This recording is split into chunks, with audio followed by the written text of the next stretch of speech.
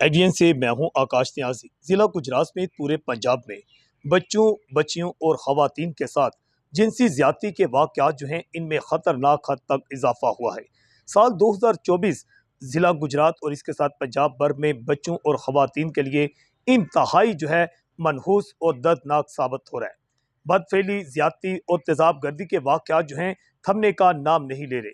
और हैरानकुन बात यह है कि गुज़श्ता जो है 15 साल के दौरान बहुत कम ऐसे मुल्ज़मान होंगे जिनको सज़ा मिली होगी, वरना ज़्यादातर जो मुल्ज़मान हैं उनको गुज़श्ता 15 सालों के दौरान सज़ा मिलती हुई नज़र नहीं आ रही। और हैरानकुन बात यह है कि इस तरह के जिनसी ज़्यादती के वाक़यात और तेज़ाब गर्दी के जो वाक़यात हैं, इसमें ज़्यादातर जो मदई पार्टी है वो मुल्ज़मान के साथ सुलह भी कर लेती है। और 5 माह के दौरान बच्चों, खवातीन के साथ ज़्यादती के वाक़यात में खौफनाक हद तक इजाफा हुआ है। पूरे पंजाब में 270 वाक़यात जो हैं इस वक्त रिपोर्ट किए जा चुके हैं। 2021 में रैप के मुल्ज़मान की तादाद 600 बताई जाती है, जबकि 2022 में ज्यादती के मुल्ज़मान की तादाद 900 रिपोर्ट हुई थी। और जबकि अभी 5 माह के दौरान ही जो रैप के मुल्ज़मान हैं उनकी तादाद सैकड़ों तक पहुँच चुकी है।